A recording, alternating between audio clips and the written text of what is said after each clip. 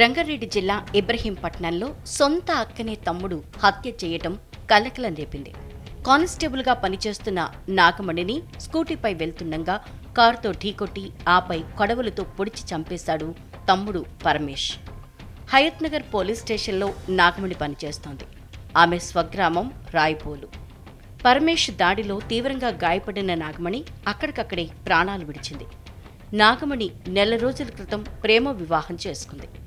మొదట కులాంతర వివాహం కారణంగానే తమ్ముడు పరమేష్ ఆమెను చంపాడన్న వార్తలు వినిపించాయి. అయితే ఆ తర్వాత అది ఆస్తి కోసం జరిగిన హత్యగా తేలింది. 2020 బ్యాచ్కి చెందిన కానిస్టేబుల్ నాగమణి, శ్రీకాంత్ ప్రేమించుకున్నారు. ఇద్దరూ రాయ్పోల్ ప్రాంతానికి చెందినవారే. శ్రీకాంత్, నాగమణి నవంబర్ 1వ తేదీన యాదగిరిగుట్టలో ప్రేమ వివాహం చేసుకున్నారు.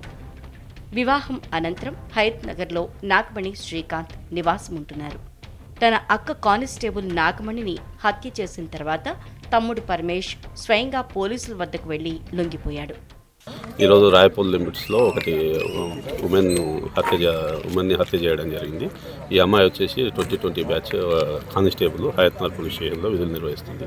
రీసెంట్గా వాళ్ళది రాయపూల్ విలేజ్ సంబంధించిన అతన్ని శ్రీకాంత్ అనే అతన్ని లవ్ మ్యారేజ్ చేసుకోవడం జరిగింది.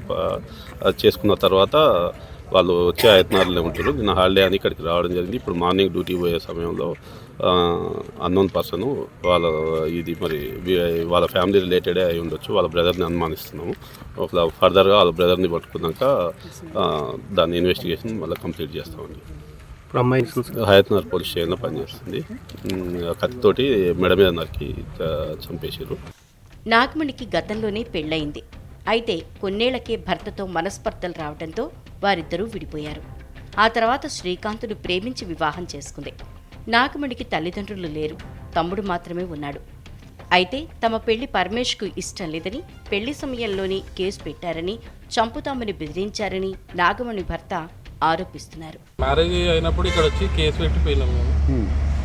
వాళ్ళు పిలిపించి మాట్లాడిపించారు కానీ ఇక వాళ్ళు కోపంగానే వెళ్ళిపోయారు. చేస్తాం యాదగిరిగుట్ట దగ్గర. వాళ్ళు ఎవరు రాలేదు. ఆ పెళ్ళి అయిన రోజు ఈవినింగ్ నైట్ వచ్చి ఇక్కడ కేసు పెట్టిపోయినాం. తెల్లారు పిలిపించి మాట్లాడిన తర్వాత సార్కి పిలిపించి మాట్లాడితే జర ఇండ్లే అప్పటికైనా చంపుతాము, అది చేస్తాం ఇది చేస్తాం, నేను ఊర్లో బతకనియం, ఏడ కనిపించిన చంపుతామని మాట్లాడాడు. అటాక్ చేసి కరెక్ట్ నేను ఆఫీస్కి వెళ్ళిపోతున్నా, అమ్మాయి ఆఫీస్కి వెళ్ళిపోతుంది 10 నిమిషాలు.